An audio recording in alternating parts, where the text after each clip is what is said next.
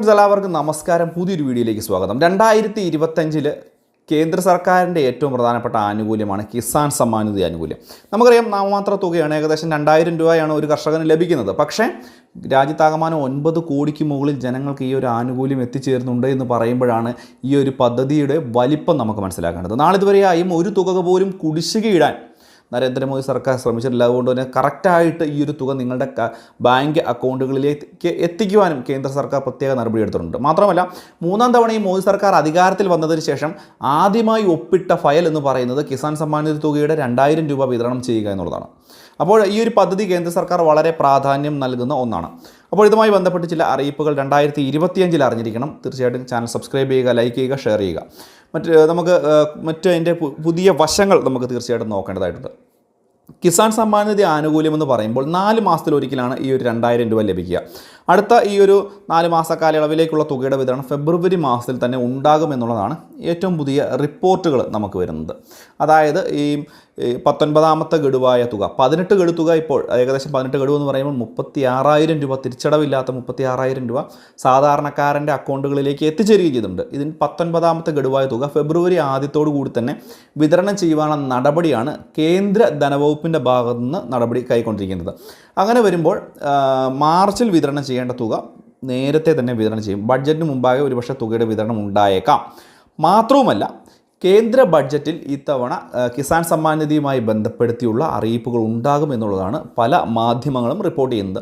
ഇതിൻ്റെ ഒരു പ്രാധാന്യം എന്ന് പറയുന്നത്, നമുക്കറിയാം കിസാൻ സമ്മാൻ നിധി ആനുകൂല്യം 2000 രൂപയിൽ നിന്ന് ഉയർത്തുമെന്ന്, അല്ലെങ്കിൽ ഈ ഒരു 4 മാസം കൂടുമ്പോൾ 2000 രൂപ അല്ലെങ്കിൽ പ്രതിവർഷം 6000 രൂപ ലഭിക്കുന്ന സ്കീമിൽ നിന്ന് തുക ഉയർത്തുമെന്ന് നമ്മുടെ ഇപ്പോൾ കേന്ദ്രം ഭരിക്കുന്ന പാർട്ടിയുടെ അന്നത്തെ അധ്യക്ഷനായിട്ടുള്ള JP നദ്ദ തന്നെ പറഞ്ഞിരുന്ന ഒരു കാര്യമാണ്.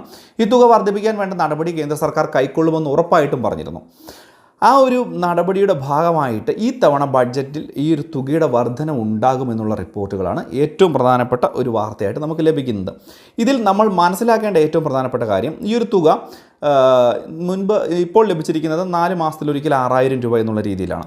ഈ തുക ഒരു 8000 രൂപയിലേക്ക് വർദ്ധിക്കുകയാണ് എന്നുണ്ടെങ്കിൽ 4 ഗഡുക്കളായിരിക്കും ഒരു പക്ഷേ നമുക്ക് ലഭിക്കുക. അത് ഇപ്പോൾ ലഭിക്കുന്ന 3 ഗഡു 4 മാസത്തിലൊരിക്കലാണ്. 4 മാസം കൂടുമ്പോഴാണ് 2000 രൂപ ലഭിക്കുന്നത്.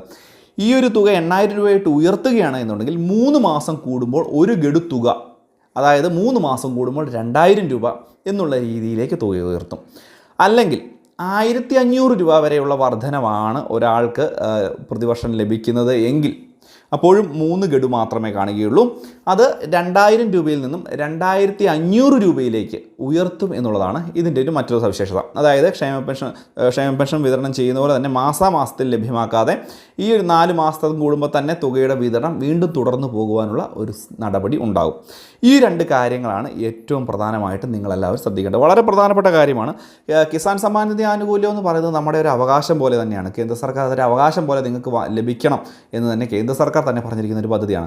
അതുപോലെ ഈ ഒരു ആനുകൂല്യം തെറ്റായ രീതിയിൽ കൈപ്പറ്റുന്ന ആളുകളുണ്ടെങ്കിൽ തീർച്ചയായിട്ടും ഇതുമായി ബന്ധപ്പെട്ട സെല്ലുകളിൽ നിങ്ങൾക്ക് പരാതി കൊടുക്കുക. ഇപ്പോൾ ക്ഷേമ പെൻഷനൊക്കെ അനധികൃതമായിട്ട് വാങ്ങുന്നതിന് പരാതി നൽകാൻ സാധിക്കും. അതുപോലെ തന്നെ കിസാൻ സമ്മാൻ നിധിയുമായി ബന്ധപ്പെട്ട് നിങ്ങൾക്ക് എന്തെങ്കിലും പരാതികളുണ്ടെങ്കിൽ തീർച്ചയായിട്ടും നിങ്ങളുടെ അടുത്ത് ബന്ധപ്പെട്ട വകുപ്പുമായി ഇതിൻ്റെ പരാതികളുമായിട്ട് മുന്നോട്ട് പോകാം.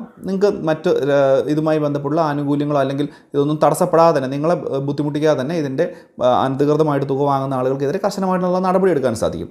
ഈ ഒരു കാര്യം കൂടി ഒന്ന് മനസ്സിലാക്കുക. വളരെ പ്രധാനപ്പെട്ട അറിയിപ്പാണ്. അപ്പോൾ ഇത്രയും കാര്യങ്ങളാണ് പറയുവാനുണ്ട്. വീഡിയോ ഇഷ്ടപ്പെട്ട ചാനൽ സബ്സ്ക്രൈബ് ചെയ്യുക, ലൈക്ക് ചെയ്യുക, ഷെയർ ചെയ്യുക. മറ്റൊരു ഇൻഫോർമേറ്റീവായ വീഡിയോയുമായി വീണ്ടും കണ്ടുകൂട്ടാം. അതുവരെയും ബൈ ഫ്രണ്ട്സ്.